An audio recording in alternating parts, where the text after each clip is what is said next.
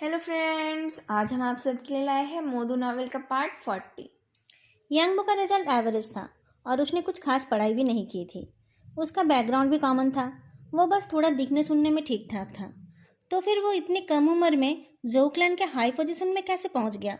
ऐसे तो इसके दो पॉसिबिलिटीज होते हैं, या तो वो एक क्राउन प्रिंस है, नहीं तो कोई कॉन्क्यूबाइन। पर यांगबो का केस शायद थोड़ा अलग था। फेदू की बात सुनते ही लुओवेंजो ने पूछा, विक्टिम कौन था? जोक्लैन से उसका क्या कनेक्शन था? यही तो समझ नहीं आया, फेदू ने कहा। उस कार ने एक 7 सीटर बिजनेस कार को हिट किया था। ड्राइवर को लेकर 5 लोग थे। 4 लोग मर गए थे, एक इंजर्ड था। सब लोग एक लोकल रियल एस्टेट के वर्कर्स थे। वो लोग एक लोकल गवर्नमेंट ऑफिस में टेंडर जमा करने जा रहे थे। जोकलैंड ने उस बिडिंग में पार्ट नहीं लिया था। देखा जाए तो जोकलैंड के साथ इसका कोई कनेक्शन नहीं था। वो प्रोजेक्ट एक छोटी सी कंपनी को मिला था। आपने उसका नाम भी नहीं सुना होगा। फिर थोड़ा रुक कर बोलता है, पर मैं आपको एक और इम्पोर्टेंट इन्फॉर्मेशन दे सकता हूँ। लुओवेंजो अच्छे से सुन रहा था।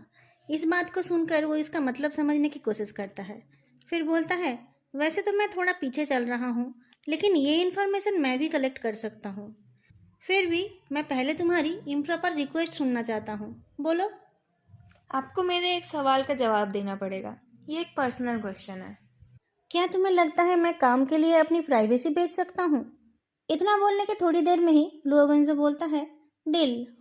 अगर आप उस कंपनी का फाइनेंस चेक करोगे तो आपको पता चलेगा कि उन लोगों के ऊपर एक बहुत बड़ा कर्जा था, और वो कर्जा उनको गुआंग याओ फंड से मिला था। एक साइड रोड में टर्न लेते हुए फेदू बोलता है, आप इस नाम को जानते हो? लुओवेंजो को लगा कि उसने ये नाम कहीं सुना था, पर वो याद नहीं कर पा रहा था। फेदू अपनी कार होटल में ले जाता है। उसकी कार ऐसी थी कि सबकी नज़र उसके ऊपर पड़ रही थी। लुओवेंजो गुआंगयाओ फंड के बारे में सर्च करता है, पर उसे ज़्यादा कुछ नहीं मिला। उसे सिर्फ उस कंपनी के वेबसाइट का एक लिंक मिला। वेबसाइट बहुत बढ़िया था। स्क्रॉल करते करते उसे उस कंपनी की लोगो दिखाई दी। वो चौंक कर फेदू की तरफ देखता है। कार को स्लो करते हुए फेदू बोलता है, तो आपको याद आ गया? जिस जगह पर जू वेंचाओ बॉडीज को ठिकाने लगाता था, वो सी साइड जगह इनका ही है। अजीब इत्तेफाक है ना? डार्लिंग, तुम्हारा याद दिलाने का तरीका बहुत खौफनाक है। मार्केट एक बैटलफील्ड की तरह है। जो लोग साथ में काम करते हैं, बाद में वो लोग एक दूसरे का चेहरा भी नहीं देखना चाहते हैं। पर जो जुनमाओ और जेंग कैफेंग एक मॉडल पेयर के जैसे थे। दोनों साथ ही काम करते रहे और एक लेजेंड की तरह बन गए। 38 साल पहले जो जुनमाओ ने अपनी भाभी को सिड्यूस किया था। बड़े भाई की अचानक मौत से उसके हाथ बेशुमार दौलत आ गई थी। 21 साल पहले जो क्लैन की चाइना में एंट्री एकदम स्मूथ थी। उनके रास्ते के कांटे को पहले ही एक कार एक्सीडेंट में हटा दिया गया था। कौन जानता है ऐसे और कितने केस होंगे। किसी को खबर नहीं है कि द ग्रेट जो जुनमाओ के हाथ और कितनों के खून से रंगे हुए होंगे। पर जू जुनमाओ और जेंग कैफेंग की साझेदारी से जो ये शतरंज का खेल चल रहा है, उसमें यांगबो का क्या रोल है? आपने जो वादा किया था वो पूरा करने का टाइम आ गया है, फैदू ने कहा। पर सामने वाली ट्रक में कुछ प्रॉब्लम है। लुओवेंजो अपने 3 o'clock पर एक ट्रक देखता है, जिसमें एक बड़ा सा फ्रेश प्रोडक्ट्स डिलीवरी का लोगो लगा हुआ है। वो ट्रक होटल का चक्कर लगाकर होटल के अंडरग्राउंड पार्किंग लॉट की तरफ जा रही थी।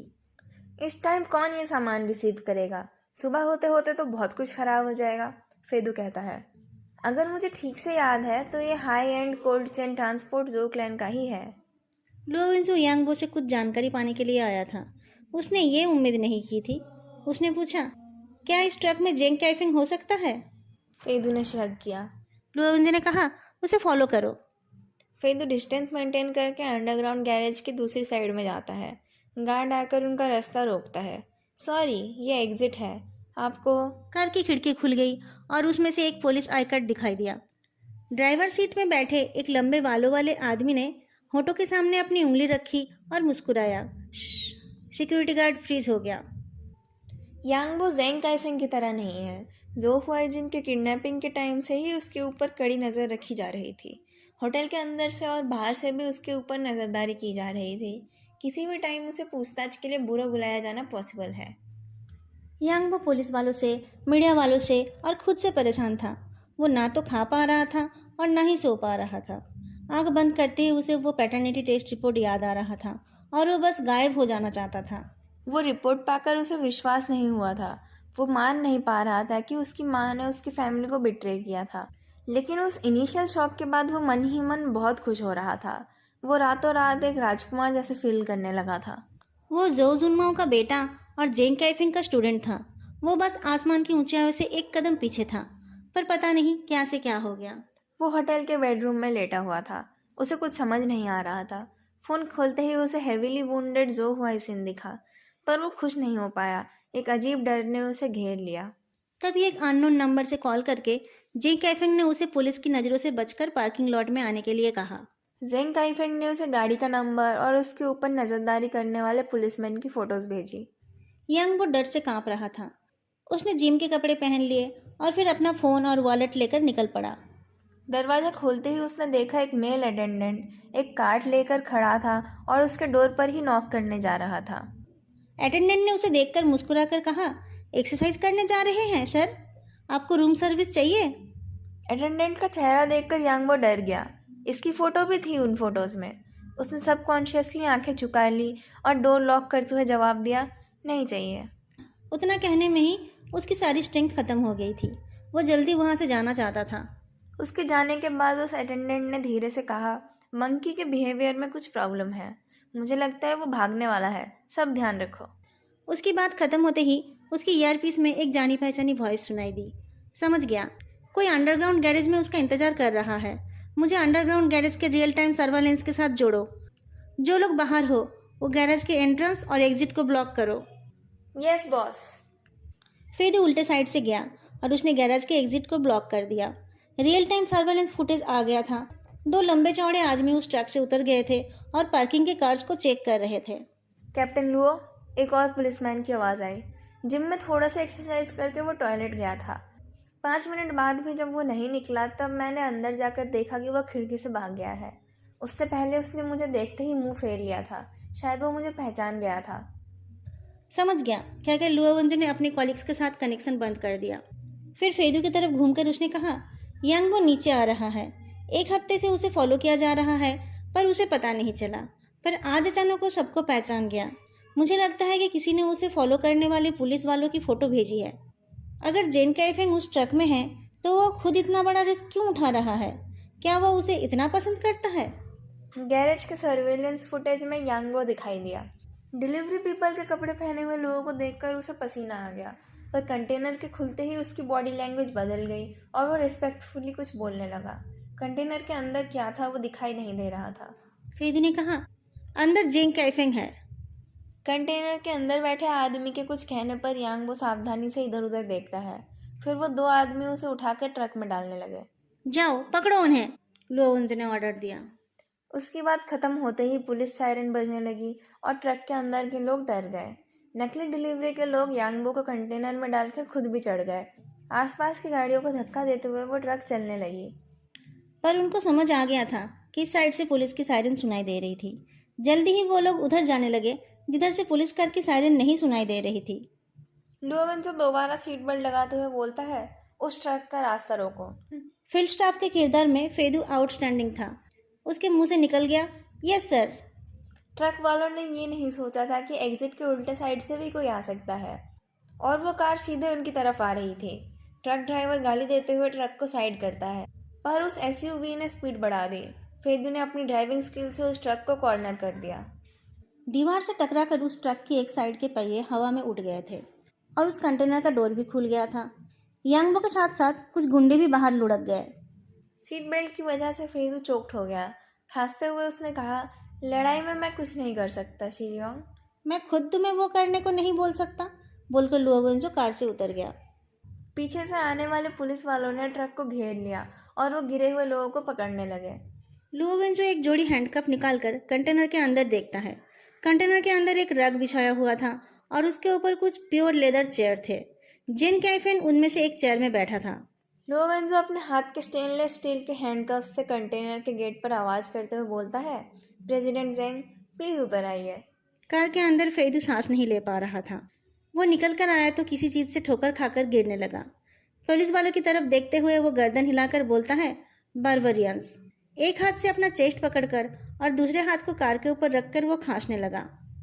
तभी उसकी नज़र लुओवेंजो की लाइट कलर की पैंट के ऊपर पड़ी। कंटेनर के नीचे कुछ लाइट फ्लैश हो रही थी। वो लाइट इतनी हल्की थी कि वो ऐसे दिखाई नहीं दे रही थी, पर लुओविंजो के पैंट के ऊपर पड़ने पर वो दिखाई देने लगी।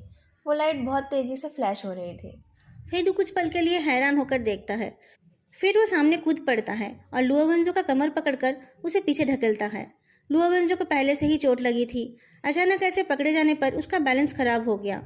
वो कुछ पकड़ना चाहता था, पर उसके पहले ही एक भयानक आवाज़ सुनाई दी। क्या ज़ेंग काइफेंग खुद मरना चाहेगा? अगर नहीं तो उसके ट्रक के नीचे बॉम्ब किसने बांधा? क्या उसे मारने का कोई और अच्छा तरीका नहीं था? क्या ये लोग कोई काम ठीक से नहीं कर पाते हैं? फेदू के मन में हजारों सवाल आ रहे थे, पर उसका दिमाग कोई लॉजिक नहीं मानना चाह रहा था। शायद वो लाइट पुलिस कार की लाइट्स की ही रिफ्लेक्शन हो। शायद वो बेकार में ही डर रहा है। ऐसा हुआ तो कैप्टन लो जिंदगी भर उसका मजाक उड़ाते रहेंगे। पर उस मोमेंट में फेदू ने किसी लॉजिक की परवाह नहीं की। उसने अपनी बेसिक इंस्टिंक्ट पर ही भरोसा करा। लोवेन जो कंटेनर के डोर पर नॉक कर रहा था। फिर वो अचानक साइड से आकर उसे धकेलकर एसयूवी के पास ले गया। एक हाथ से कार का डोर खोलकर उसने अनबैलेंस्ड लुओवेंजो को कार के अंदर धकेल दिया। तभी उसने अपने आंखों के कोने से देखा कि ट्रक का निचला हिस्सा चमक उठा। वो अपने आप को कार के डोर से कवर करने जाता है, पर उसके पहले ही उस धमाके की वजह से कार का डोर बहुत तेजी से उसकी पीठ पर आकर लगता है। जब उसका एक्सीडेंट हुआ था, उसके बाद उसने पूरी कार की मरम्मती कराई थी। उसने ग्लास चेंज करा के बुलेट प्रूफ ग्लास भी लगवाया था। उसके बाद आज ही वो पहली बार ये कार लेकर निकला था। कार का क्रैश प्रोटेक्शन तो अच्छा था, पर उसने नहीं सोचा था कि उसे किसी बॉम्ब का सामना करना पड़ेगा। कार जितनी भी अच्छी क्यों ना हो, वो कोई टैंक नहीं है। कार का दरवाजा उस धमाके को सह नहीं पाया और डिस्ट्रॉय हो गया। उसके साथ साथ बुलेट प्रूफ ग्लासेस भी टूट गए। फेदू को बस उसके हाथ में दर्द महसूस हुआ था।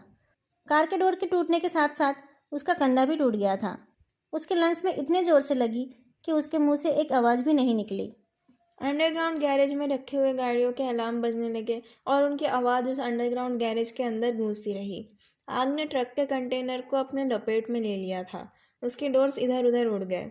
चारों तरफ कांच के टुकड़े फैल गए। किस्मत बदलते टाइम नहीं लगती।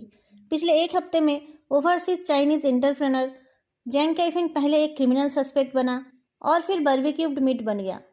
जब फेदू ने उसे धक्का दिया था, तब लोवेंजो का सर स्टीयरिंग व्हील से टकराया था। उसे लगा था कि वो बहरा हो गया है। उसने अपने ऊपर गिरे इंसान को पकड़ तो लिया था, पर उसे कुछ समझ नहीं आया था। उतने बड़े धमाके की आवाज़ उसके कान में एक मच्छर की गूंज की तरह लग रही थी। उसने अपने हाथ में कुछ तीखी चीज़ महसूस की तो अपना हाथ हिलाने की कोशिश की, पर उसे लगा कि वो एक कठपुतली बन गया है। उसके लिम्स उसके मर्जी से नहीं हिल रहे थे। फिर उसने खून की स्मेल, धुआं और गर्मी महसूस की। उसने आवाज़ लगाई, फेदू। लोवेंजो के रुके हुए दिल में जैसे बिजली का झटका लगा। उसका दिल इतनी जोर से धड़कने लगा जैसे कि वो बर्स्ट होने वाला हो। उसने फिर से कहा, फेदू। फेदू पूरी तरह अनकॉन्शियस नहीं था। उसे लग रहा था कि कोई उसका नाम ले रहा हो, पर वो जाग नहीं पा रहा था, बल्कि उसे वो आवाज़ इरिटेटिंग लग रही थी। किसी ने उसके आंखों को खोलने की कोशिश की। उसको एक लाइट दिखाई दी। अगर वो उस लाइट को फॉलो करता तो शायद उसे होश आ जाता, पर उसका उसमें कोई इंटरेस्ट नहीं था। उसने लाइट की तरफ नहीं देखा और एक अंधेरे ने धीरे धीरे उसे घेर लिया। उसके पीछे एक डोर बंद हो गया। फेदू अंधेरे की गहराई में डूबा जा रहा था। उस जगह पर अमीर गरीब नहीं था, स्टुपिडिटी और इंटेलिजेंस नहीं था। इतने सालों से जो उसने अपने लिए एक मुखौटा बना रखा था, वो भी वहाँ पर नहीं था। वो फिर एक छोटा बच्चा बन गया था। उसके पैर छोटे हो गए थे। वो इधर उधर दौड़ना चाहता था, पर उस काले साए जैसे आदमी ने कहा, सिर्फ कुत्ते ऐसे भागते हैं। फेदू, क्या तुम एक छोटे कुत्ते हो? फेदू को एक छोटा सा डॉग दिखाई दिया, जो दौड़कर उसके पास आ गया था। उसने हाथ बढ़ाया तो उस डॉग ने भी अपना पंजा आगे किया। उसका हाथ पकड़कर वो पप उसे सूंघने लगा। फेदू को अच्छा लगने लगा। वो उस पप के सर को रब करने लगा। उस आदमी ने कहा, इस लड़के के खून में खराबी है, इसे सुधारना पड़ेगा। उस आदमी ने उस पपी को उठा लिया तो वो पपी रो उठा। फेदू के हाथ में उस पप की वार्मथ के बदले एक मेटालिक ठंडक महसूस हुई। उसकी उंगलियों में कुछ मेटल रिंग्स आ गए थे, जिन रिंग्स से कुछ थ्रेड्स निकलकर कुछ कॉम्प्लेक्स इंस्टॉलेशन से गुजरकर एक टाइट नेक बैंड तक पहुंच रही थी। अगर वो थ्रेड्स 1 मिलीमीटर लूज होता है तो वो नेक बैंड 1 सेंटीमीटर टाइट हो जाएगा। अगर वो थ्रेड्स पूरी तरह लूज हो गए तो वो नेक बैंड गले में टाइट होकर बैठ जाएगा। छोटा फेदू सांस नहीं ले पा रहा था। उसने अपने हाथ को स्ट्रेच किया। जब वो थ्रेड सारे टाइट हो गए, तब उसके गले में बंधा नेक बैंड थोड़ा सा लूज हुआ। उसके विंड पाइप पर अचानक बहुत सारा एयर आ जाने से वो जोर से खांसने लगा। तुम्हें धीरे धीरे सांस लेना सीखना पड़ेगा। वो आदमी खुश होकर हंसता है। तुम चालाक हो, तुम्हें सिखाने की जरूरत नहीं है। तुम तो ऑलरेडी सीख गए हो कैसे दम घुटने से बचा जा सकता है। फेदू के आंखों के सामने का सीन फिर से बदल गया। वो एक चेयर में बंधा हुआ था। वो बस अपने मेटल रिंग्स पहने हुए उंगलियों को ही मूव कर पा रहा था। उसका दम घुट रहा था। उसकी पूरी बॉडी ठंडी पड़ी थी। वो आदमी कुछ गुनगुनाते हुए आता है। उसके हाथ में एक छोटा पपी था। उस पपी को फेदू के हाथ के नीचे देकर वो पूछता है, क्या ये सॉफ्ट है? उस छोटे से पपी को शायद फेदू की तकलीफ समझ आ रही थी। वो फेदू को अपने सर से धक्का देता है और उसके उंगलियों को चाटता है। वो आदमी हंसकर पूछता है, क्या ये क्यूट है? थोड़ा हेजिटेट करके फेदू गर्दन हिलाकर हाँ बोलता है। अगले ही पल उसने एक दर्द का झटका महसूस किया। उसके गले का बैंड टाइट हो गया था। उसके हाथ में उस पपी का वार्मथ महसूस हो रहा था, पर उसका विंड पाइप उस आयरन हुप से टाइटली बंद हो गया था। उसने ऑटोमेटिकली अपनी उंगलियां टाइट कर ली ताकि उसके गले का बैंड लूज हो जाए। उसके विंड पाइप में तो हवा आ गई, पर उसी टाइम वो पपी दर्द से चीख उठा। फेदी को समझ आया कि उसका हाथ उस छोटे से पपी के गले में टाइट हो गया है। उसने जल्दी से हाथ खोल दिया तो उसके गले का बैंड पहले से भी ज़्यादा टाइट हो गया। फेदू छटपटाने लगा। वो मेटेलिक हुप उसके गले में और जोर से कसने लगा। अपना फ़ोन हाथ में लेकर ताउरन परेशान होकर आईसीयू के बाहर टहल रहा था। फ़ोन में उसका कोई कॉलीग बोल रहा था, जिंग कैफिंग और यांगबो वहीं पर मर गए। बाकियों को पहले ही पकड़कर पुलिस कार में डाल दिया गया था। सबको छुपने का मौका मिला। कुछ लोग इंजर्ड हुए हैं। कंटेनर के डोर के उड़ने से एक को ज़्यादा चोट लगी है, पर बाकी सब लोग ठीक है।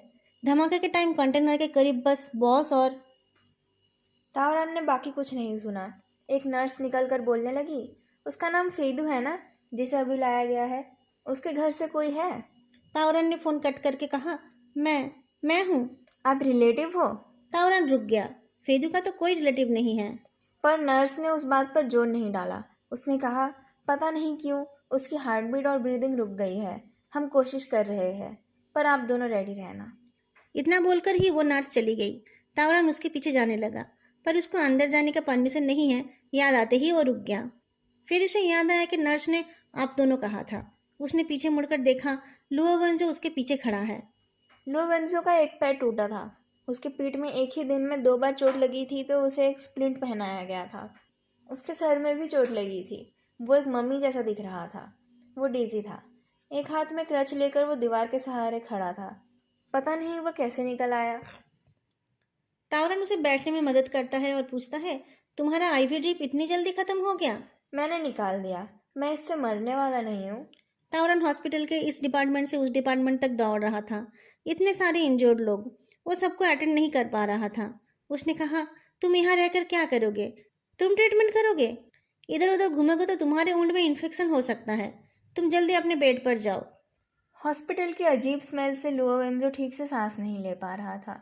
मेडिकल स्टाफ्स इधर उधर दौड़ रहे थे। उनके कदमों की आवाज़, लोगों की बातें करने की आवाज़ और फ़ोन के वाइब्रेशन से उसके सर में दर्द हो रहा था। उसे उल्टी भी आ रही थी, पर वो चुपचाप उस ठंडे चेयर में बैठा रहा। तावरन ने कहा, जल्दी करो, उठो, मैं तुम्हें कैरी करता हूँ। लोवेंजो धीरे से गर्दन हिलाकर बोलता है, जब दूसरे लोग यहाँ आते हैं उनके लिए यहाँ कोई ना कोई इंतज़ार करता है। अगर यहाँ कोई ना रहा तो उसका दिल टूट जाएगा और वो वापस आना नहीं चाहेगा। तावरन फेदू के स्काउंडल एटीट्यूड के साथ हार्ट ब्रेक हो जाने को नहीं मिला पाता है। उसे लगा चोट लगने से लुओवंजो का दिमाग खराब हो गया है। वो बोलता है, अगर उसे पता होता कि कौन उसके लिए वेट कर रहा है और कौन नहीं, तो उसे यहाँ लाना नहीं पड़ता। तुम जाओ, मैं तो हूँ ना यहाँ पर। लोवेंजो ज़्यादा बातें नहीं कर पा रहा था। उसने बहुत मुश्किल से कहा, तुम्हारा रहना और मेरा रहना अलग बात है। समय के साथ साथ जिंदगी में दोस्त आते जाते रहते हैं, पर हर किसी से दिल का रिश्ता नहीं बनता है। सब लोग इनसाइडर नहीं बन पाते हैं। लुओवेंजो को अभी भी इतना कॉन्फिडेंस नहीं है कि वो खुद को इनसाइडर समझने लगे। अभी भी उन दोनों का रिश्ता वैसा नहीं है। तावरान को उसकी बात का मतलब समझने में थोड़ा टाइम लगता है। उसका फ़ोन भी उसी टाइम बजने लगा। उसने लोवेंजो से पूछा, तुम ठीक हो? लुओवेंजो ने हाथ हिलाया। फ़ोन रिसीव करो। लैंगचाओ ने कॉल किया था। ज़रूर कोई ज़रूरी बात होगी। तावरान कॉर्नर में जाकर फ़ोन रिसीव करता है।